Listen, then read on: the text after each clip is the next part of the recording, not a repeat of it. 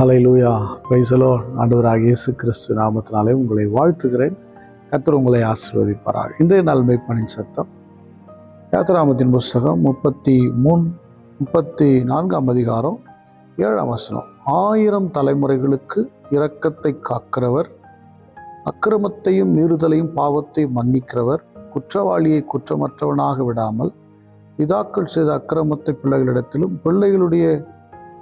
பிள்ளைகளிடத்திலும் 3ஆம் 4ஆம் தலைமுறை மட்டும் விசாரிக்கிறவர் என்று கூறினார். இந்த இடத்துல பார்க்கும்போது ஆண்டவராகிய தேவன் மோசேயிட்டு சொல்றார், 1000 தலைமுறை இரக்கம் செய்கிறார். எனக்கு அன்பானவர்களே, நீங்களும் நானும் ரட்சிக்கப்பட்டது அவருடைய இரக்கம், அவருடைய கிருபை. நாம முடிவெடுத்த ஆண்டவராகிய இயேசு கிறிஸ்து ஏற்றுக்கொண்டோம் இல்லை, அவர் ஏற்கனவே முடிவு செய்தார். சில நான் கேள்விப்பட்டிருக்கிறேன், தகப்பன் செய்தது பிள்ளைகளுக்கு வரும் அப்படிங்கிற மாதிரி சாபங்களை கேள்விப்பட்டிருக்கேன். சிலர் சொல்லுவாங்க, இவங்க தாத்தாவுக்கு தாத்தா ஒரு தெய்வ குத்தம் ஆயிடுச்சு, அதனால இவங்க குடும்பம் அப்படி சீரழியும், இப்படிலாம் சொல்றதெல்லாம் கேட்டிருக்கேன். ஆனால் இங்கே ஆண்டு சொல்றார், 1000 தலைமுறை வரைக்கும் இரக்கத்தை காக்கிறவர். இரக்கத்தை காக்கிறவர்னா இரக்கம், உங்களுக்காக இரக்கம் வைக்கிறவர். 3ஆம் 4 தலைமுறையிலும் விசாரிக்கிறார். எனக்கு அன்பானவர்களே, உங்கள் வாழ்க்கையில் நீங்கள் அது நல்லது கெட்டது எல்லாத்தையும் விசாரிக்கிறார். நீங்கள் செய்த நன்மைகள், உங்கள் குடும்பத்தார், உங்கள் மூதாதையர் அதை நினைக்கார். மூதாதை செய்த மீறுதல்கள், அக்கிரமங்கள், இது என்ன சொல்றார்? நீங்கள் என்னை சார்ந்து கொள்ளும்போது உங்கள் வம்சம், உங்கள் சந்ததியை நான் பொறுப்பெடுக்கிறேன்.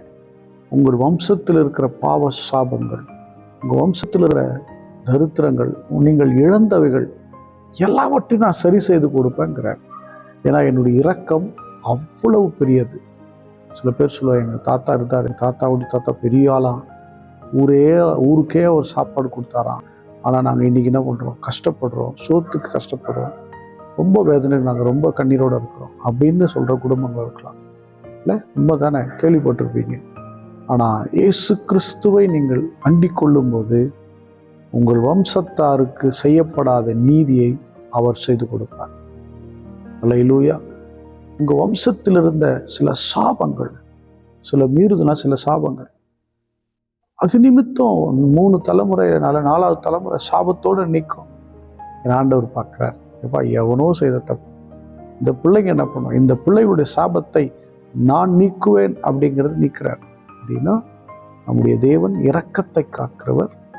1000 தலைமுறை வரலையும் இரக்கம் செய்வார், நீதி செய்வார், விடவே மாட்டார். அவரை அண்டிக் கொள்கிற யாவரும் ஆக்கிவார். நம்மளால ஸ்தோத்திரம் 1000 தலைமுறை இரக்கம் செய்கிறவரே வாக்கு ஸ்தோத்திரம். 3ஆம் 4ஆம் தலைமுறை மட்டும் விசாரணை செய்கிறவரே, விசாரிக்கிறவரே. பரிசுத்த பிதாவை உம்மை ஸ்தோத்திரிக்கிறோம். எங்களை விசாரிக்க யாரும் இல்லை ஆண்டவரே. எங்கள் ஜெனரேஷனை பார்க்கறதுக்கு யாரும் இல்லை ஆண்டவரே. எங்கள் ஜெனரேஷனில் இருக்கிற பாவ சாபத்தை நீக்க யாரும் இல்லை. எங்கள் ஜெனரேஷனில் நீதியை நினைத்து பார்க்க யாரும் இல்லை. எங்களுக்கு உதவி செய்ய யாரும் இல்லை. 1000 தலைமுறை இரக்கம் செய்கிறவரே, 3ஆம் 4ஆம் தலைமுறை மட்டும் ஆண்டவரை விசாரிக்கிற தேவனை உமக்கு ஸ்தோத்திரப்பா. உங்களுடைய பிள்ளைகளாக எங்களை விசாரிங்க, எங்களை அப்படியே விட்டுறாதீங்க. உம்மை நம்பி வந்திருக்கிறோம், உங்களுடைய வார்த்தையை நம்பி இருக்கிறோம். நினைத்துள்வீராக. இயேசு கிறிஸ்துவின் நாமத்தால் ஜெபிக்கிறேன், ஜீவனுள்ள நல்ல பிதாவே. ஆமென். God bless you. Bye bye.